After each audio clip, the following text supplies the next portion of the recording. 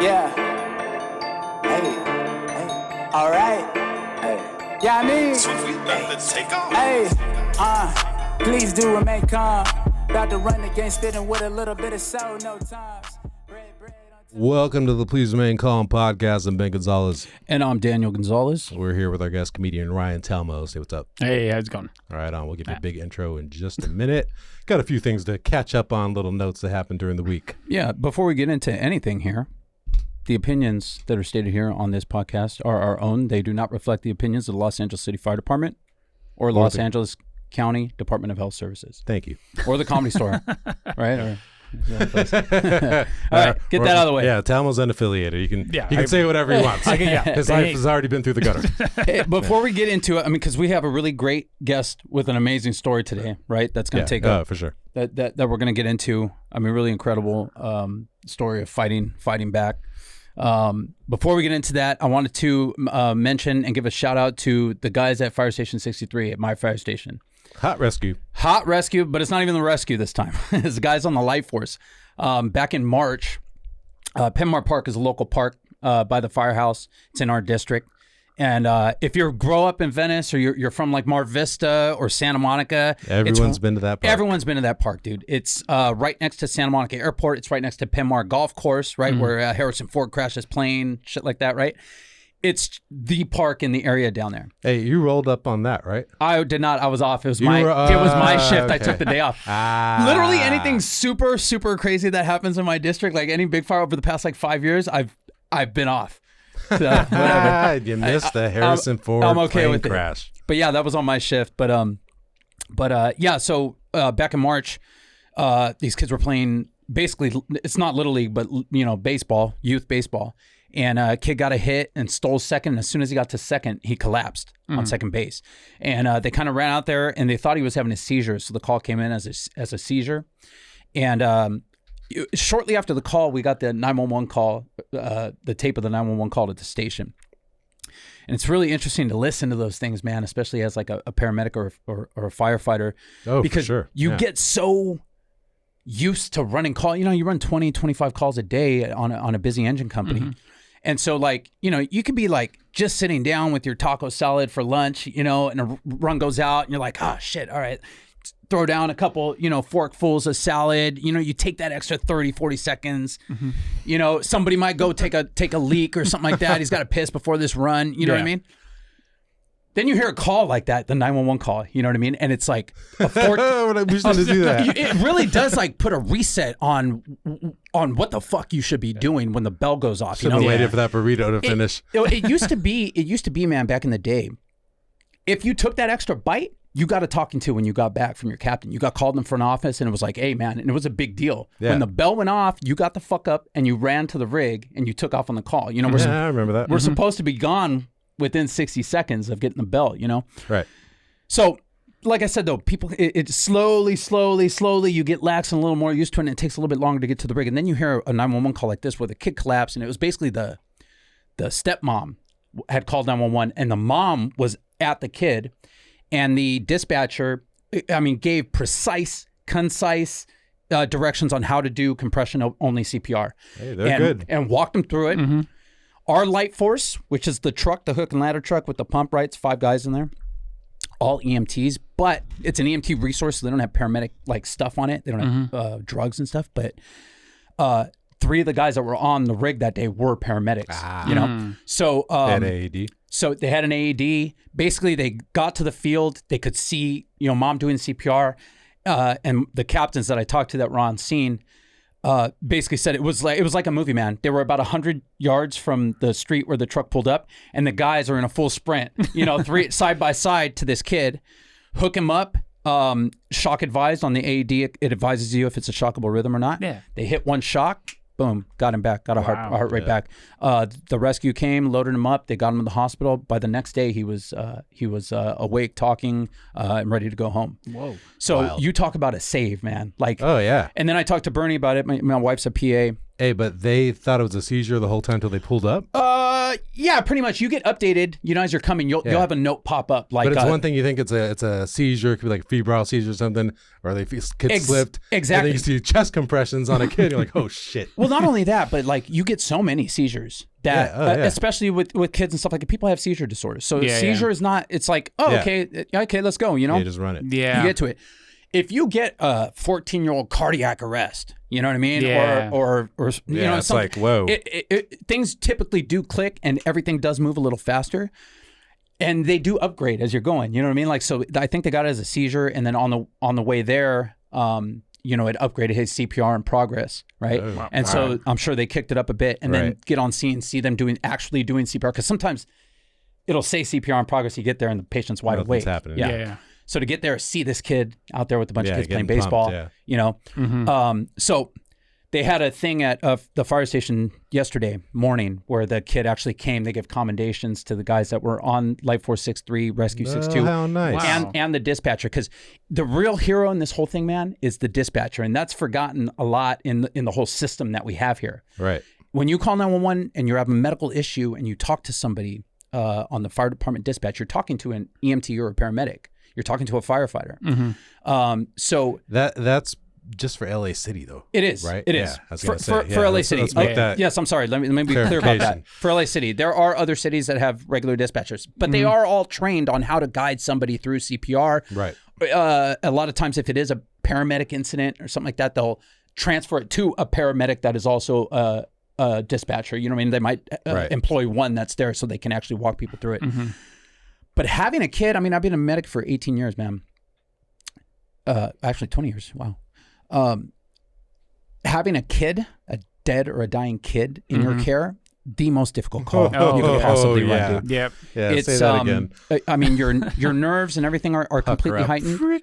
Yeah. But not only that, we're limited to what we can do for kids. Right. You know, we're limited to what medications we can give. We're limited to depending on their size, if we can intubate them, if we can shock them. And you're just hoping that shit's going to work. You're hoping that's going to work. Yeah. Not only that, a majority of the time, it's something like this kid. It's an undiagnosed condition that caused him to go into cardiac arrest. So nobody even knew what was going on. Yeah. Right. You show up and you're like, okay, shit, we got this kid who's in cardiac arrest. Let's go. Let's start an IV. Okay, what's going on here? You know what I mean?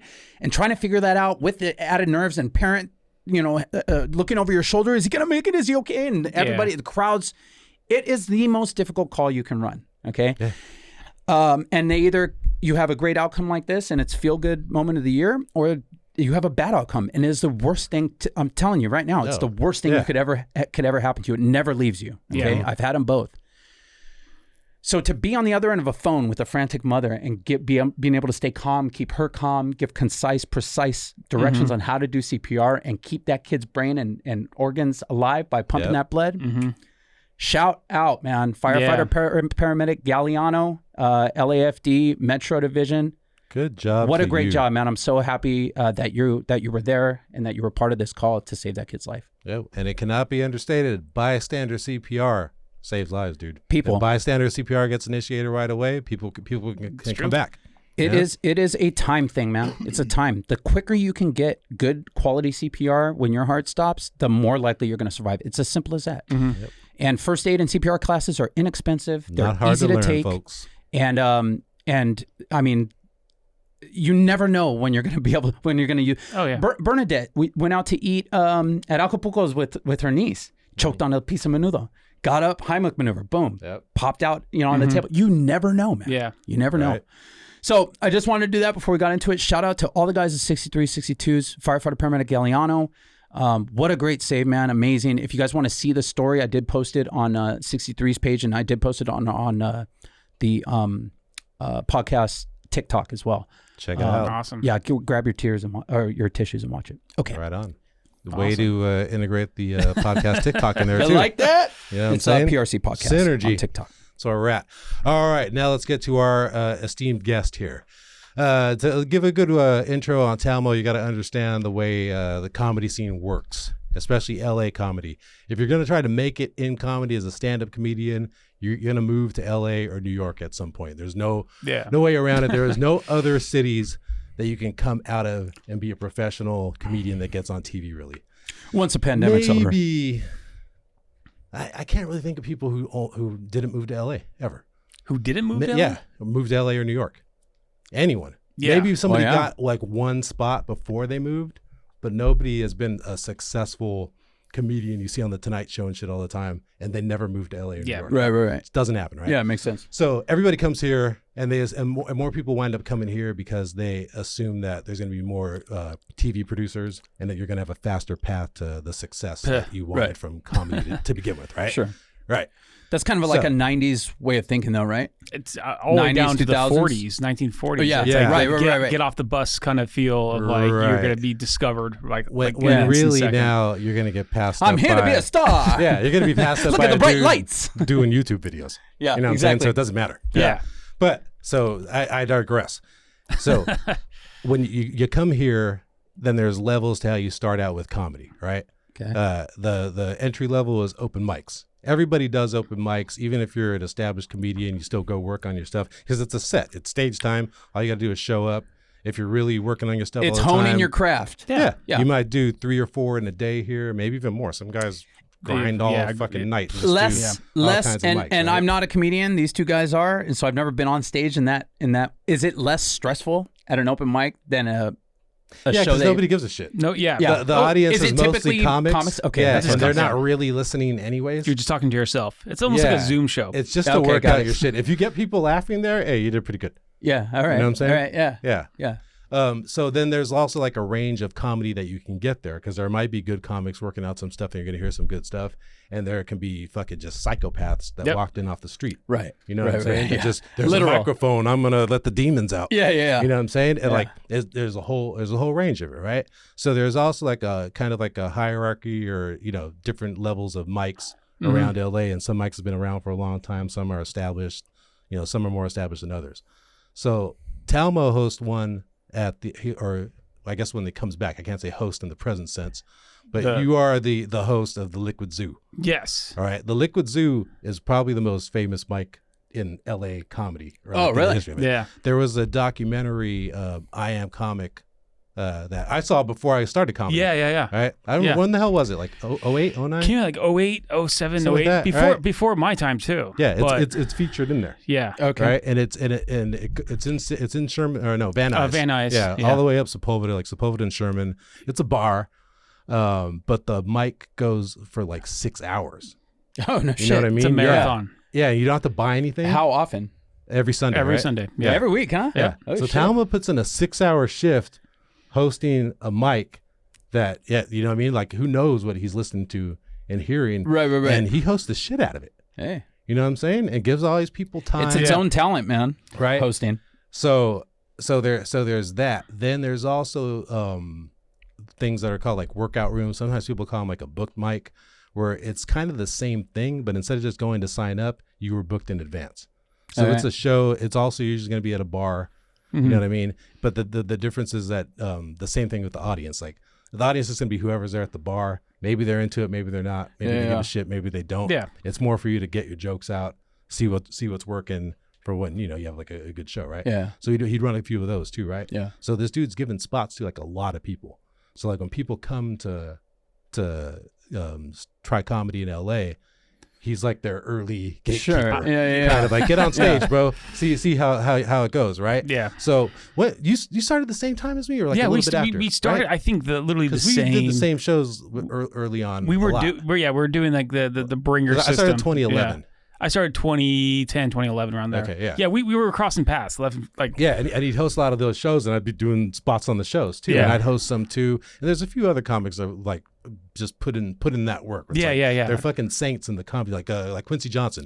Quincy, Silver Lake He mic. did Silver Lake Lounge. And, Silver Lake Lounge yeah. is another like famous mic that's super long. And Yeah, like, yeah. It does like he gets like 50 comics up. You know what I And mean? musicians, which is worse. Yeah.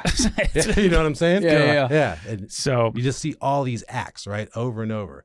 So Talmo, after a while, like becomes like a gatekeeper here with that shit. Sure. And And I don't mean that in the sense like he's like kicking people off or something. Like it's an open gate. He's like, hello, nice to meet you. He's like he's getting people on stage. Yeah, you know what I mean? Some people he's doing what he can. Did call me a gatekeeper in the beginning because of how I was running things. It's like, no, you get your stage time, so that's all that matters. For the zoo, it's sign up. So you gotta wait for your spot. With the other places, like I ran at Universal Bar and Grill, and PD's place was more of I booked you, but you're guaranteed to Tell get them up when you're getting there. So how did you get that big room?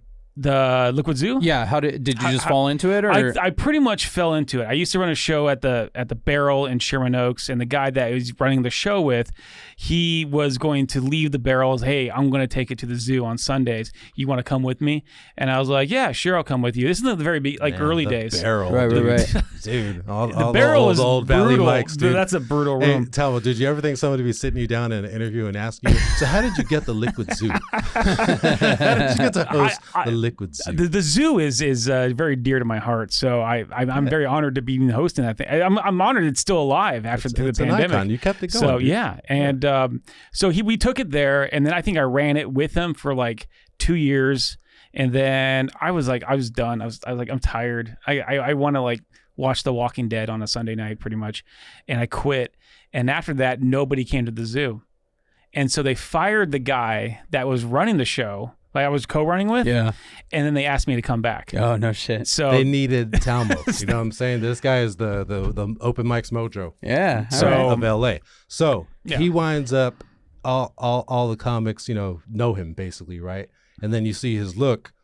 Did you somebody started calling you Valley Jesus, right? Yes. Should I say his name or Go just ahead. say Michael Amico? I don't know if you remember. Amico. Yes. Amico. Amico called I got me. Amico stories, dude, too. Amico called me Valley Jesus. I think Amico was in a comedy class with me. Oh, really? Yeah, like the one fucking classic, like Amico's in there with me. Oh God, Of we all have Amico people, stories. Bro. Yeah. Did you get anything out of that class, dude? Actually, the one I did with him, I did. That's Greg Wilson. Oh His class. yeah. Greg Wilson's actually really funny, and he does a bunch of guest spots on network shows. But like, what do you get in a comedy class? They talk timing. They talk like setting up a joke or structure of a joke. Teacher. They're supposed to just help you get 5 minutes, and really, if you don't have shit, what the fuck are they going to give you? Yeah, you know what I'm saying? Yeah. And even the stuff I got from the class, it didn't really kick in for me. Like I couldn't do it until I had jokes. Yeah. You know what I mean, like a few years later. So this was way early when you're first starting. Yeah, this is like 6 months. Yeah, 3 months. Yeah, something like that. Like I bombed a few times. Like, oh fuck. You know what I mean? Like classes. Right. Like what can I do? phone book. Yeah, exactly. You know what I'm saying? But yeah, he taught me about like timing and like pausing. Because pausing is like big. In my set and like how I use like when I hit punches and when I don't. That's 80% of comedy is just pausing. Yeah. Having the audience actually read your material. Yeah, to draw people in. He showed me how to do it. Yeah. I mean, I'd imagine and watching you guys too. It's a lot like acting. Like the more real you can be about your story, and the pauses and you know what I mean. The little silent spots are just as important. Oh, it's the beauty of it. For me personally. Yeah, for sure.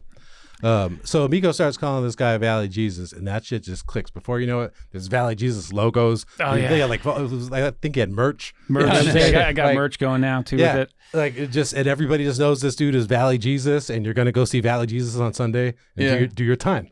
You know what I'm saying? So that's how we know him. This guy becomes like a beloved figure in comedy. You know what I'm saying? With the influence over the Valley. Over how much time did all this occur? From when you decided I want to get into comedy to you being Valley Jesus and a gatekeeper? Probably like in 4 years. Because when I started comedy, I had short hair and no facial hair. I was a clean cut kid at the time. And then as what comedy does to you, you just get beaten up. I stopped shaving. I was growing my hair out. And so I had my hair is pretty long now, but this is for the last 3 years of me not cutting my hair. So at the time, it was like about 4 or 5 years, I think, of me not shaving or cutting my hair. And so it was like down to here. Oh, no shit. Yeah. So it had this Jesus-esque look, and that's what he called me.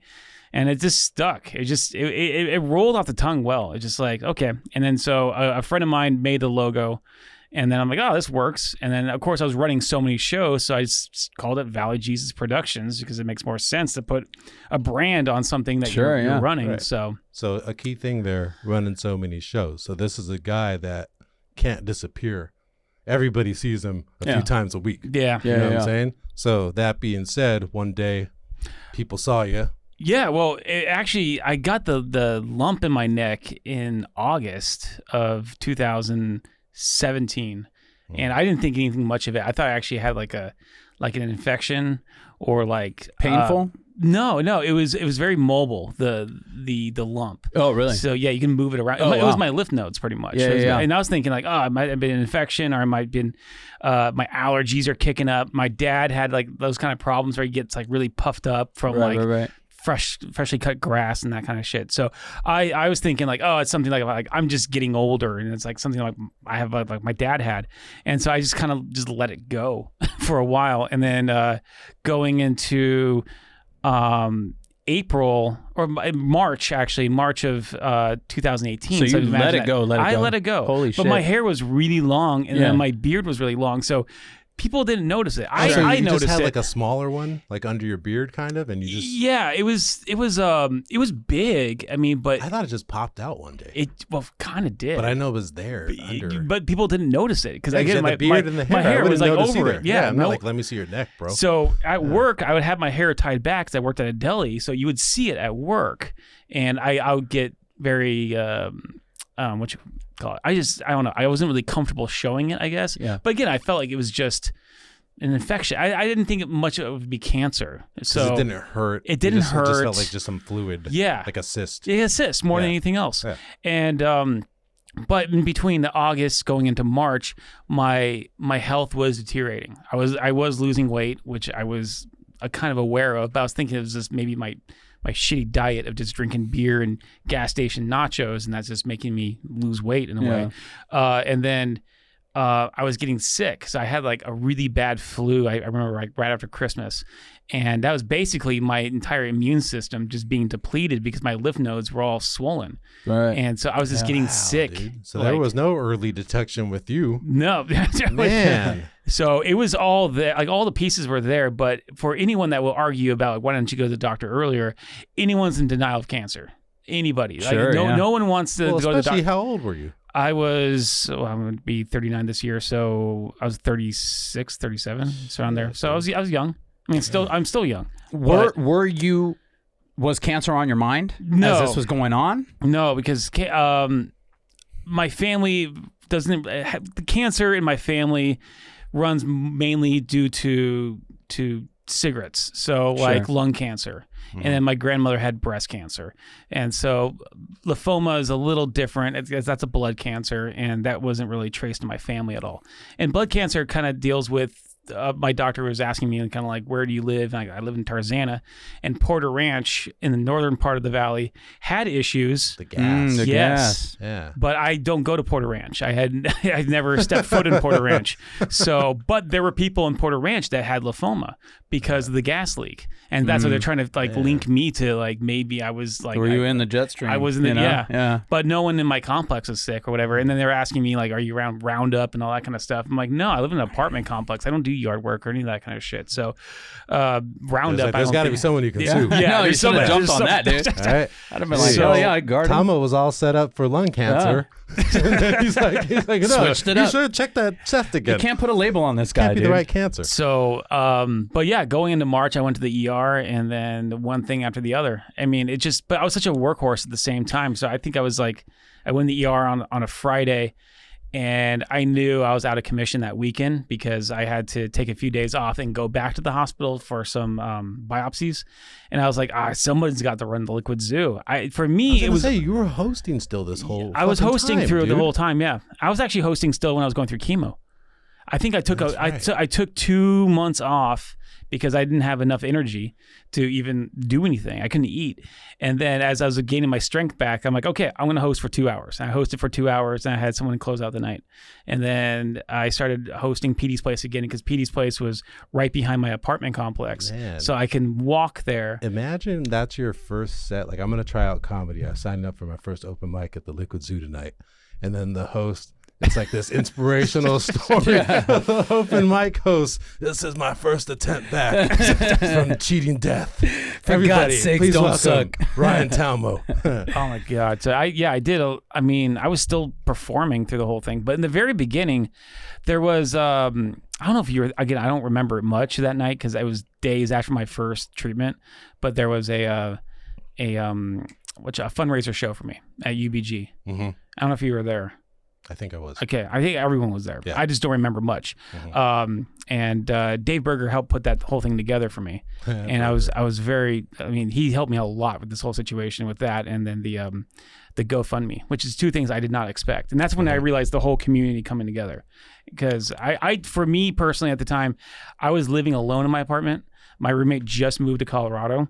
So I was like, I was supposed to go in a transition of having someone move in, but I couldn't bring anyone in my house because I was going through chemo. And the worst thing I have is a new roommate. Yeah. So I was like, I'm just going to live alone and figure this out. And that's where all the kind of the pieces came together, how I can pay my rent and how I pay Where my are you from originally? Like, I'm from San Diego. Family and everybody still down there? You still have family down there? Yeah, everyone actually, during my treatments, my family did kind of like a round robin of like coming up and hanging with me. So my dad would come up a weekend and he would hang with me, and then he would drive me to the hospital, and I would do my treatment, and then he'd take me home, and then he would pretty much leave me a couple of hours after my treatment because he had to get back down to San Diego. But it was just enough of me getting to the hospital and back pretty much. So you let this go for 6 months around thereabouts, right?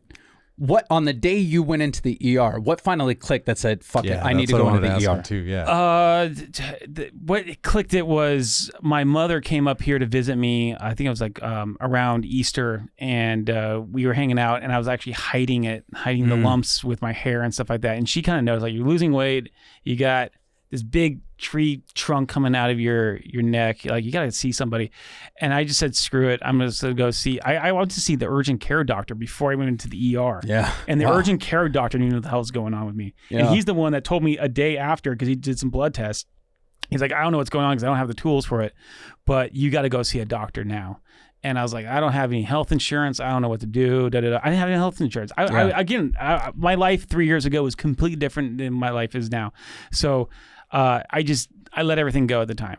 But my idea was I just want to do stand up till I die, because I just have no connections. I have no kids, no nothing. Yeah. So the doctor told me, or the urgent care doctor told me, like, he's like, you got to go to the hospital. I said, no insurance. He's like, all right, fine. Here's the two places you can go. You can go to Olive-View and Sylmar. And if they start bullshitting you, go to Cedars-Sinai. They'll take you in no matter what. Yeah. And so I went to Olive-View, and they took me in like right away. So I was in the ER for at least about 30 minutes before they actually had some doctors like looking at me. And then that's pretty quick for all of you. Very quick. Yeah. I mean, what was your neck looking like, dude? Bad. When you went? It was bad. How? Let's give the audience a I got a picture. Send them. We'll try to email the picture. We're gonna email you a picture, dude, to the studio right now. It was like a softball almost in my neck. It's like it looked like 3 softballs. Yeah, I mean, stacked on top of each other. You look like you had a snowman in there. In the very beginning, it was a little smaller, and then when they started stabbing it and doing biopsies on it, because it started swelling up and getting irritated, and then it got really, really hard. Going through my first treatment, because that was all the chemo just pretty much getting pumped into into the cancer pretty much.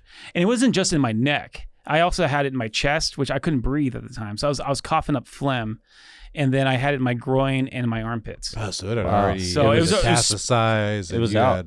It was spreading everywhere. Every lymph node I have in my body was already had cancer. Because it had been ripping for 6 months. It's 6 months. It was just kicking ass. So head start. So when you went into, there's the photo from your Facebook. There I am. Yeah. Look at that. That is crazy, man. Yeah. I still got that shirt too. And that beanie. And this dude was hosting and making sandwiches. I was still working. Up until trying to figure out ways to get around that neck. Yep. So you came in the ER, you saw him, they saw you right away, they start prodding you. And did you speak to an oncologist that night? And did the ball get rolling with treatment like right then and there? The ball was rolling pretty much. Yeah, that day, basically what happened was they said, we got to take you in, but the doctors are not going to look at you till Monday, because I came in on Friday. Yeah. Right. So you have two options. You can hang out here for 2 days and feel like you're in prison, or you can go home and come back on Monday and we'll start working on you. Yeah. And that's basically what happened. So I was like, I'm just going to go home and reflect on what's going to happen to my life, and then I'll come back on Monday. And then Monday, I waited like half the day just to get checked in pretty much and get to bed. And then after that, I was being poked at, and then I was getting. I had a they took off fluid off of my spinal cord. Yeah. What is it called? Lumbar puncture. Yeah. Is that what? Yeah. And they chipped out a little bit of bone off my spinal cord too, making sure I was basically, if I was a week or two away, I would have been in stage 4. Because if it gets into my bone marrow, then I would have been fucked. Yeah. Yes. Wow. So. Yes. At the time when you spoke to, at that time when you were first getting diagnosed and starting treatment, what were they saying was your prognosis? I mean, did you know at that point that it had spread, or was that after a PET scan? That was after later? After the PET scan. They didn't know what was up during the whole biopsies. When the guy that took a chunk out of my neck, he took this big like syringe and sucked out some fatty tissue out of my neck. He said they dealt with this all the time with some people, and a lot of it has been cyst. And he was like, I'm hoping it's going to be a cyst. Benign, And I was like, this would be great. And, maybe this surgically remove it. And it was not, of course. So It was obviously lymphoma. All right. So at this point, I can do the thing that you usually do for when we're breaking down a call. Because all of you, DHS Hospital, one of the ones I run, I'm intimately familiar with the procedure there for new cancer patients, all right? So when you came in, they have to, they'll see everything in the scans. This guy's got, it's called METs, the cancer metastasizes. The big tumor ball makes little other balls and tumors that go all over the place, and then that'll affect your body in different ways. Right. A lot of times that's what happens. People come in, they had a seizure, they had chest pain, they had something, they find tumor, METs. They don't know. They have to find where the source was. Yeah. So they do a cancer workup. Yeah. And they start running a bunch of tests, which is what they did do when they're poking and prodding, doing the biopsies and everything. Make sure it's cancerous, and then find out where it's from. Yeah. What happened, and that'll make the determination on how much they're going to try to cut out. Yeah. And if they're going to do the source control, take out where it originates from. Mm-hmm. And then determine if he's getting, radiation, chemo, how far they're going to go with everything. They make a plan for you, talk to you about it. Mm-hmm. And it's a team of doctors. I mean, there's a whole oncology team. Yeah, exactly. And it's all of you UCLA. So it's like there's, faculty doctors and then residents under that are learning, to be oncologists. A lot of students there too. Yeah. A lot of kids. Yeah. Yeah. They couldn't surgically remove it because it was on my neck. And so it was actually around a main artery. Oh wow! It's too dangerous. So chemo was the only option for no radiation. Well, radiation if it wasn't all killed off pretty much. Right. Best way to put it. Which pretty much 98% of it was gone. Oh wow! When I went into remission. So which is pretty crazy. For stage 3, that is, because radiation was always on the board for the longest time as a step 2 of getting rid of it. So that chemo was effective. But the chemo was powerful stuff they were giving me. Yeah. So did it affect like your ability to swallow or your ability to taste, like your sense of taste or anything like that? The chemo or the cancer? Both. The cancer, no. Cancer was no swallow. I mean, it was just kind of weird. It didn't have anything to do with the inside of my neck. It's just on the side. Oh wow, just kind of hanging on there. Yeah. The chemo, that fucked with my taste, and it still has to this day. Oh really? Yeah. So I live off of spicy foods now. I need spice, and I need salt, and I need pepper. Okay. Because you really can't taste anything unless it's fucked up. I need like I use Tabasco and Tapatio everywhere I go now. So the reason I'm asking is my father-in-law who lives with us. He just beat throat cancer. Okay. He had a squamous cell carcinoma on his throat, inside of his on his tonsil basically. Yeah. Didn't want to do chemo. He's 75 years old. So he had a radiation done. Yeah. Killed the tumor. He's cancer-free now, but it completely fucked his sense of taste. Yes. And he had, it made his inside of his mouth and throat sore, so it was hard for him to swallow. So he lost a bunch of weight. Yeah. His mouth healed and stuff, but he still, the sense of taste is he doesn't want to eat. And so he got really, really sick because it was almost like malnutrition. Right. Because he just wasn't eating. It wasn't that he couldn't swallow or anything, just the taste. He goes, man, you don't understand what it's like. It's like slime just going down my throat, dude. Yeah. And so we wound up having to put a G tube in, Really? Wow. And he's come back to life, and he's getting better and stuff like that just because of the nutrition. Yeah. So did you have issues like that with eating, or did you just kind of force yourself to keep eating? I just forced myself to keep eating. But again, just the taste of things. It's just like bleh. And still to this day. I mean, like, yeah, there's certain things that like I just need a season, and so I'm gonna try that. So I'm gonna tell him, hey man, this is the guy I interviewed food today. Yeah, spicy, salty, right? Just extremes of spice and extreme, stuff. Yeah, It was weird. Is I remember when I was going through chemo, I had these like death nuts that were with ghost pepper nuts, pretty much, or the Carolina Reaper nuts. Yeah, and they were not hot at all. Like I would eat them like they were just kind of like Chipotle nuts, pretty much. Wow. Or like a jalapeno. you could do like hot sauce challenges. You can eat hot wings or whatever, because it tastes like almost like metal in a way. That's what I recall. Right now it's not as bad, but in the very beginning when I was and also you lost your sense of touch too. So that you have like a tingling feel on the edge of your fingers when you're going through chemo. Needles, huh? Yeah. Wow. That's crazy. It's back now, but when I was going through chemo, they would, like kind of pinch my fingers. Yeah, I mean, it makes sense. Like frozen, they like freeze your fingertips or something? What, going through chemo? Yeah.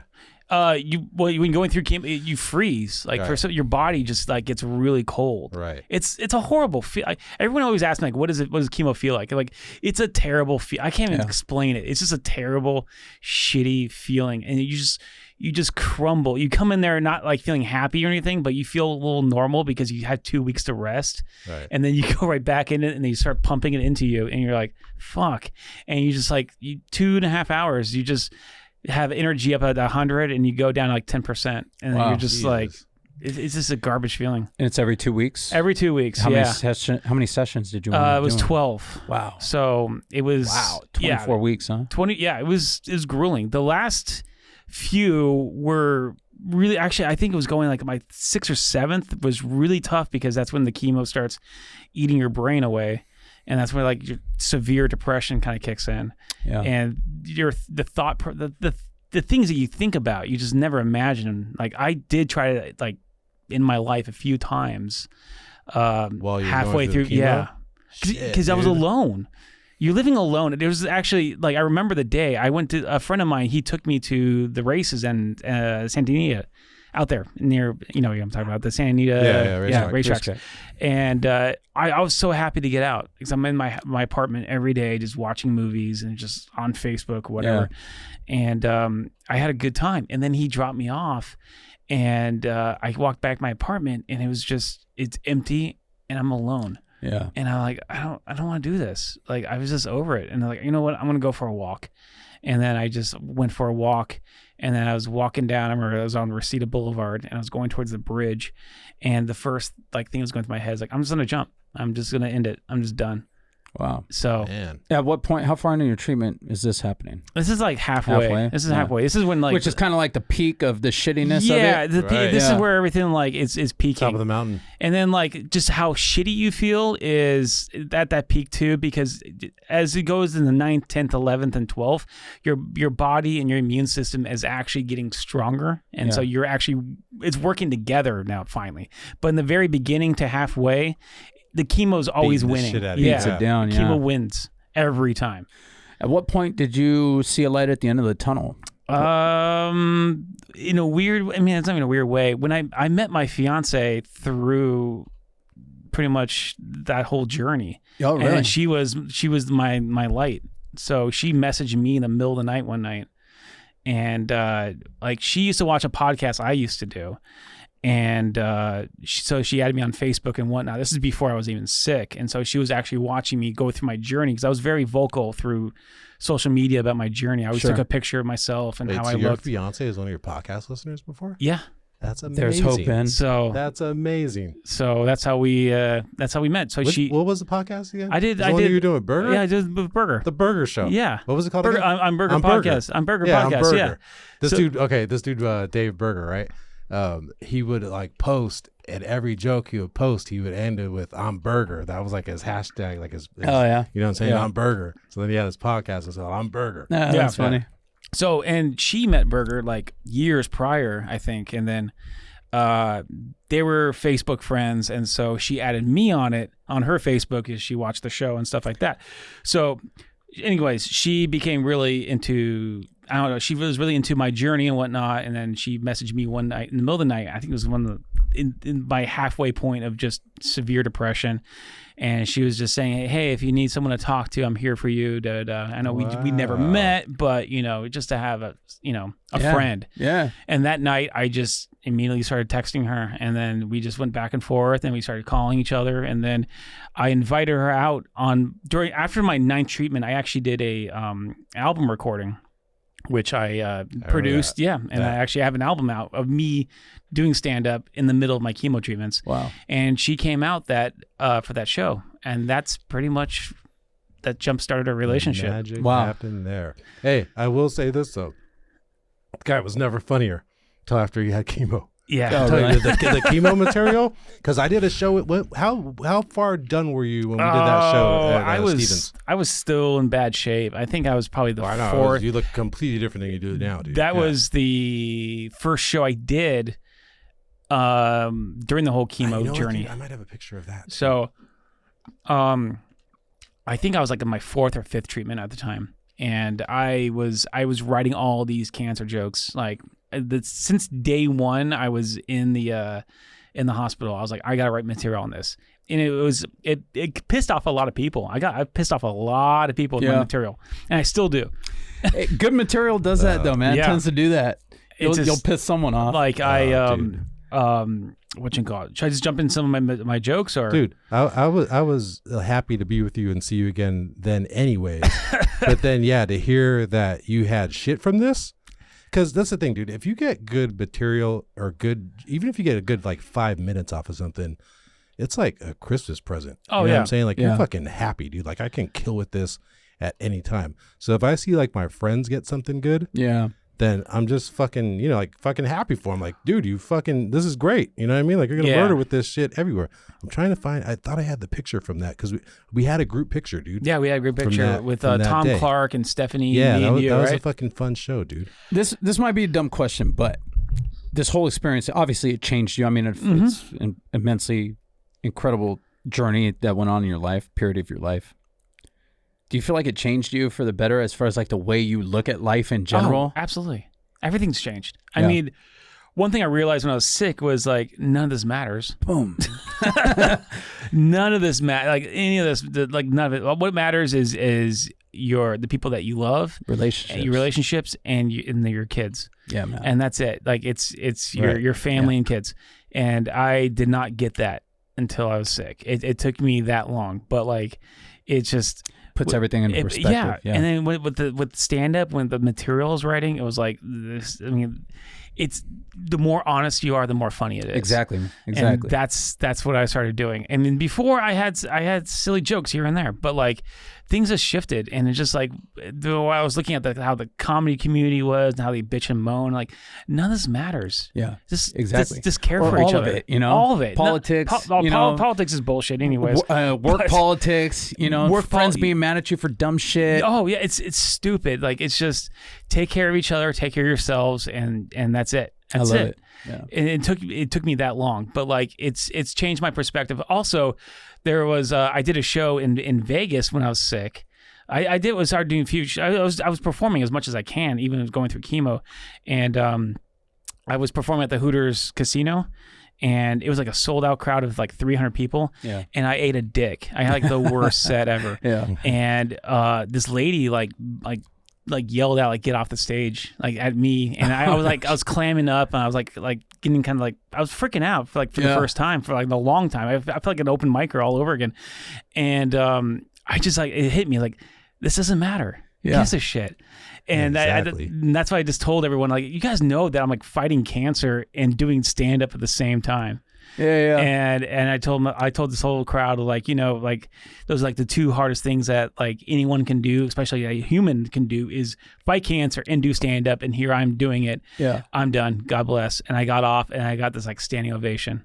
And I was that's not what I wanted. I was eating. Wait. Fuck you guys. So that's how I end all my shows now. That hit me inspired me in a way holy shit, this doesn't matter. Yeah. So ever since then, every time I ate a dick on stage, I would think about that night, and I'm none of this matter. Who cares? I love it, man. I love it. the whole get off the stage. Oh man, I had remember Lotus Lounge? Oh yeah, the lady that ran Lotus Lounge. Yeah, the yeah. bartender lady owned it. She told me once she got the mic from me once and said, "It's over, honey." She did that shit. She took the mic from me and said, "It's over, honey. It's over." And this was like a couple weeks after I had taped for HBO. You know what I'm saying? So it's like Isn't that the best feeling? Comedy kicks you in the balls. Yeah, every month. You're on top of the world, and then it's fucking great. Because my album hit when it got on iTunes. It was number 15 on iTunes on its debut. Oh no shit! That's awesome. And that night, I ate a dick at Maui Sugar Mill.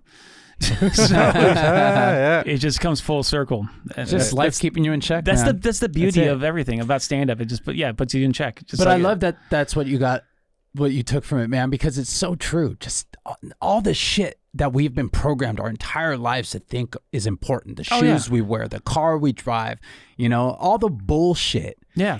Even money, money. It's all bullshit. It's all bullshit. It's just material. That's all it is. It's crazy, man. And it's all replaceable. That's the thing.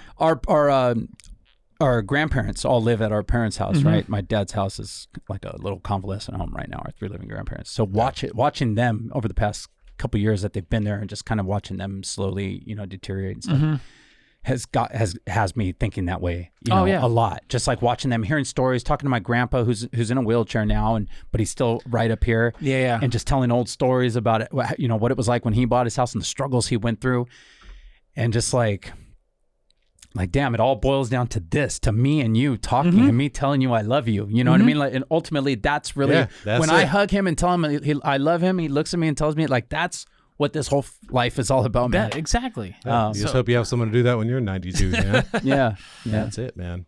Well, it's again, everything is a cycle, and I don't know, you make the best out of it. So like, again, I got 20 minutes of new material for being a cancer survivor. Oh man. Do you have to, well, actually, let's go back. Take me to when you found out that you were cancer free. Well, I was cancer free. Yeah. I was the day of, the second of, because I remember that pretty well. I was Tell walking. Me about it. What's that feeling like? I had to walk. I didn't have a license at the time either, so I would walk to the grocery store, and I walked to the grocery store that day, and I still had my PICC line in my arm, and so I couldn't really. Again, the PICC line is how I got my chemo, pretty much. Sure, and that's basically it's an IV line that stays in your veins. Yeah, it's in your veins to your heart. Deep in your veins, directly to your heart central line. And you can't lift anything more than 10 pounds. And it puts a lot of stress and strain. God, you had a PICC line for like 6 months. Huh? Yeah. Oh, it's awful. Oh God, dude, that sucks. It's terrible. I wish I had a port. Port's like usually in your chest. Port straight into your chest. Or your femur. I had the port, then I had that. But anyways, so it was always difficult to do anything pretty much. Yeah. And I was walking to the grocery store, and I got a phone call from my doctor actually a week before I was supposed to see him, and then he got the lab results, finding out I was cancer free. And that just like, oh my, it relieved so much stress on me. And I was actually at a host Petey's place that night. And I remember I went grocery shopping, and I called my fiance, and I called my parents and my brother and my sister. And then I got home from grocery shopping, and I remember I closed my eyes like at 2 p.m. and it's the first time I actually slept. Yeah. Wow. And I slept all the way to like 10, 11 o'clock at night, and I missed my own show. So I had to host my own show, and I totally missed it. I woke up late. Worth it though. It was worth it. Yeah. It didn't matter. People thought he was sleep dead. you ever had. So dead asleep. That's awesome, and then a few days later is because I'll do my chemo on a Monday, and then the following Monday, I had to get my PICC line cleaned. So I had to go back to the hospital, and they had to clean it out for me. Right. And it was like for blood clots and all that kind of stuff. Sure, anything that gets in there. Fucked up, Yeah. So after I found out I was cancer free, I came the following Monday before I even saw my doctor, because I want to get my PICC line out. And getting your PICC line out is like, it was graduation. Sure, yeah. It's it's more important than seeing the doctor. Your arm's back. Yeah. And so the lady pulled it out, and I was like, oh my God. And then she was like, you're good. I was like, shit. And the first thing I did when I got home was I just took a shower, like a full shower. Cause I couldn't, without worrying about the arm. Doing this the entire time. This is 6 months of this. This entire arm was not even washed. I couldn't even wash it. I couldn't put any water around the PICC. So And that was graduation to me. That was like a big deal. And so. And all the care at all of you, right? The entire care was at all of you. Yep. So, which is, not far from where I live. Now, at this point, is your relationship fully formed at this point when you're cancer free, or was it still in its infancy? Or of me and my fiance? You and your fiance? No, we were serious, going strong. So we're going strong. We've been going strong. I mean, she's the mother of my daughter now. Which we're getting there. So you had a kid after this? I had a kid actually 6 months ago. Oh wow! So, congratulations, man. 6 months ago, this guy. So awesome. even with back when I was diagnosed, my doctor told me like, okay, you need to take all this chemo. Do you want to freeze your sperm because most likely you're not going to be a dad after all this. And I was like, how much is it going to cost to freeze my sperm? $5,000. No, thank you. I guess I'm not going to be a dad. So I don't have $5,000 just laying around. So, and then. That would have been a hell of a GoFundMe. Yeah. $5,000 to freeze Talmo's sperm. I will post it. Please. So, Yeah. And then that wasn't expected. So I was supposed to be like shooting out blanks for the next.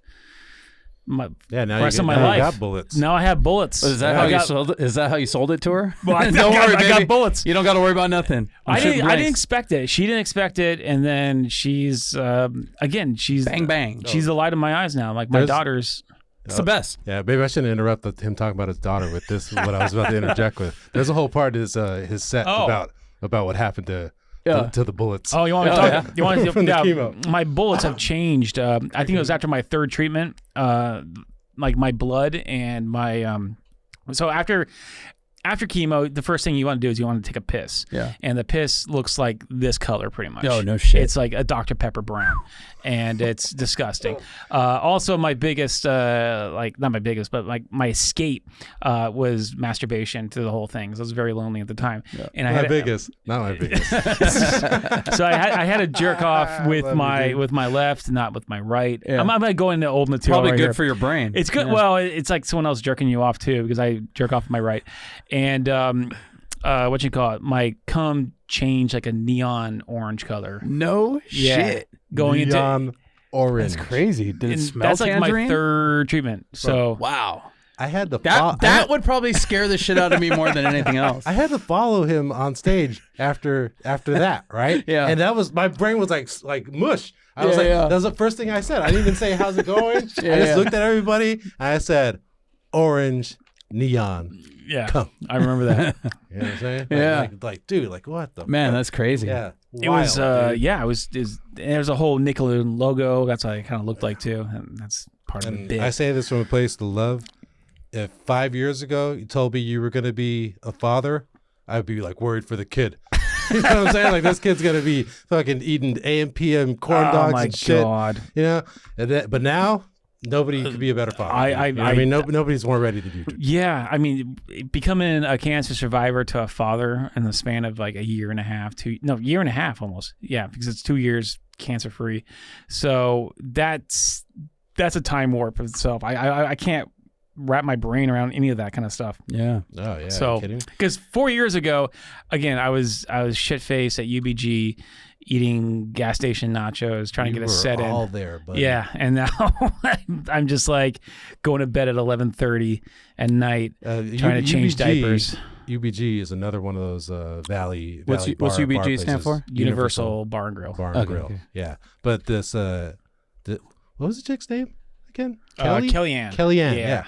Kellyanne ran it and owned it, and she'd always work the bar pretty much every night. Maybe one night a week she didn't work it. Yeah, she's always there. Yeah, she was sweetheart, super supportive of comedy. Let everybody just fuck around on stage all night there, basically. All night. Doing shit, you know what I mean? And it would, there's all kinds of fucking funny ass. Oh, yeah. But, so many stories. But she would give you a little, like a Hershey's miniature with every drink that you bought. Oh, yeah. Yeah. This is a nice little touch. You know what I mean? Like I wasn't expecting this, but all right. Yeah, I'll take it. Thank you. What is that, a crackle? But with every drink you buy, so you get just a beer, she gives you a free shot.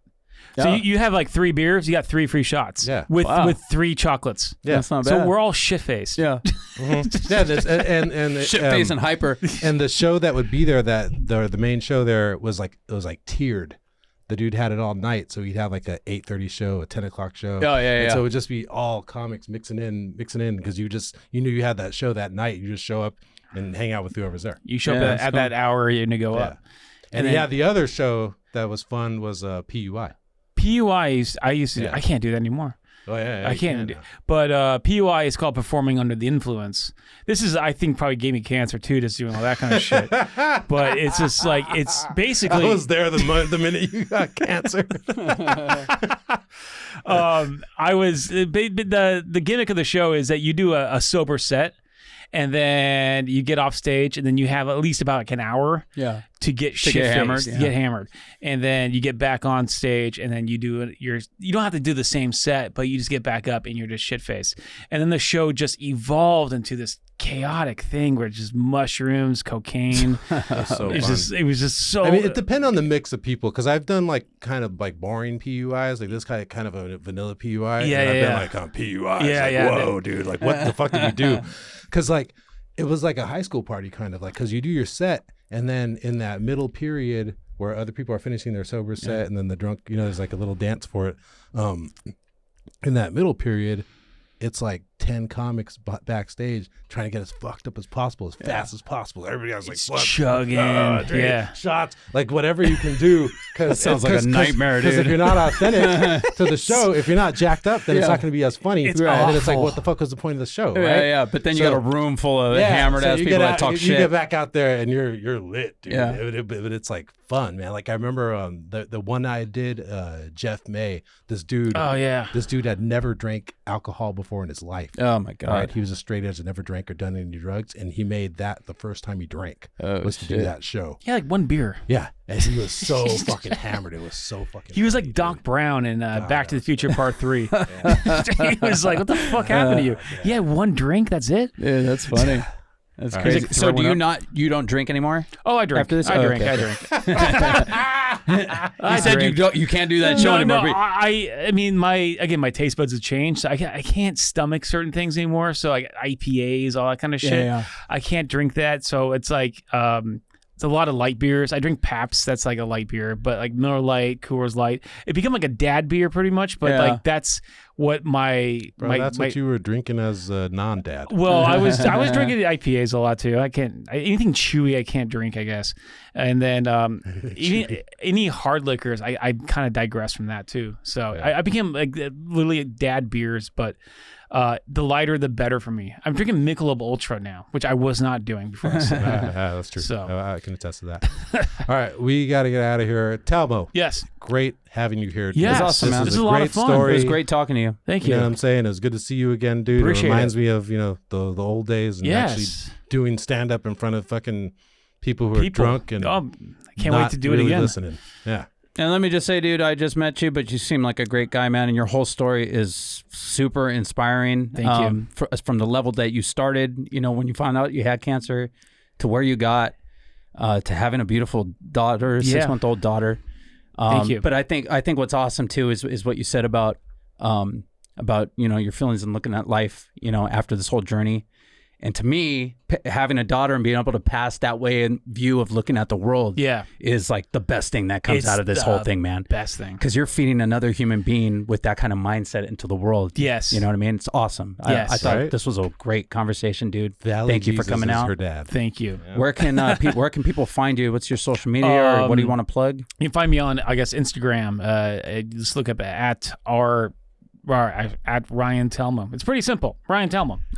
We'll tag you on it. Yeah, on the tag me post. on it. My Facebook has too many people on it, so don't find me on there. And that's pretty much it. That's where I'm at. Or you can find my album, I guess, My Lymphoma. It's through my whole cancer journey. That's on iTunes and Amazon, My Lymphoma. and YouTube and Spotify and Pandora and all that kind of fun stuff. It's on all those streaming sites. Awesome. So this is a lot of fun. Thank you, guys. And if you're coming to LA as a new comic, you want some stage time, come to me. Kiss the ring. You're gonna find this guy sooner or later. You know what I'm saying? Danny, hit him up. You can follow me on Instagram and Twitter at DannyGonzo34. Ben? Follow me at Ben9Humor, Ben number 9 Humor, like Ben 9 Humor on Instagram and Twitter. Follow the show at PRC Pod on Instagram and Twitter, and PRC Podcast on TikTok. Contact us. contact prcpod@gmail.com. We have t-shirts and stickers. I forgot your t-shirt. Sorry, dude. I'm going to send it to you. Oh, that's fine. We got you, dude. I'll see you. I need a t-shirt. We also got some good publicity for all of you here. Shout out Yeah. All of You Medical Center of the LA County DHS health system. Keep taking care of our mental health patients. The opinions expressed were the opinions of the LA County DHS in that they saved Talmo's life. Yes, they did. promptly and swiftly. Great You know job. what I'm saying? Great job, guys, there at all of you. All right, we're out of here. Thanks. Thank you. Yeah. Hey. All right. Hey. Yeah, I mean. We about to take off. Hey. Please do remain calm. About to run against it and with a little bit of soul, no times.